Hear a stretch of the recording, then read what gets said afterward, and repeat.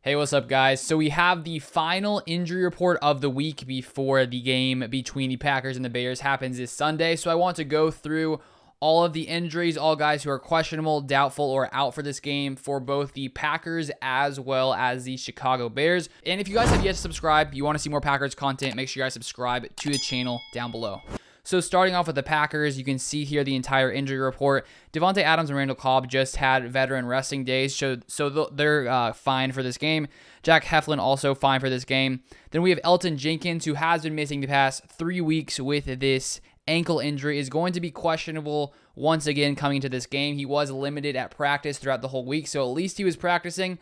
But he is questionable once again, and who knows if the Packers will allow him to go. If not, this Packers line has done a good job at filling in these holes that the Packers have had, especially, of course, with David Bakhtiari being out. But we'll see with Elgton Jenkins. And then moving on, we have Aaron Jones, had an ankle injury. He's been limited all week, but he is going to be good to go, which is great news for the Packers.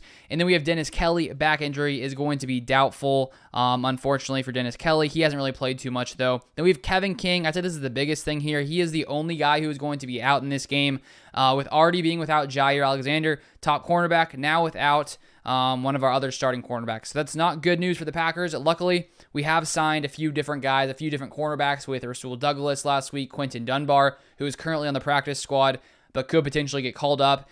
So I'm likely out there on the outside, opposite of Eric Stokes, will be someone like probably Isaac Giedem, maybe Rasul Douglas, and who knows, maybe the Packers will play Shamar Jean-Charles at some point during this game a little bit. We'll see what happens there with the cornerback, but unfortunate that Kevin King is out. Then we have Mercedes Lewis. I just was resting this week. He's going to be fine. Josh Myers, this is good news for Josh Myers. Last week, he missed the game with a finger injury, our center, but he is going to be good to go for this one. So that is good news. So even if we don't have Elgton Jenkins this week, as it was last week too, we will have Josh Myers. And Vernon Scott is fine now. Malik Taylor just was sent to the COVID reserve list, so he is not going to be playing this weekend versus the Bears. And then Robert Tonyan is also fine. So those are the biggest injuries for the Packers. Obviously, though, we already have David Bakhtiari still not able to play. And then we have MVS also on the IR.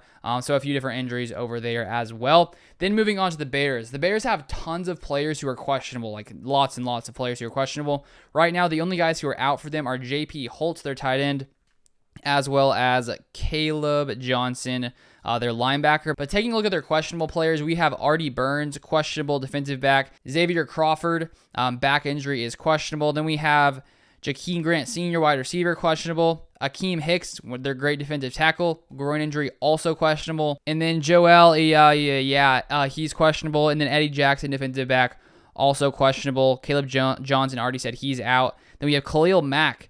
Probably their best player there is questionable with a foot injury, so that's something to watch out for there.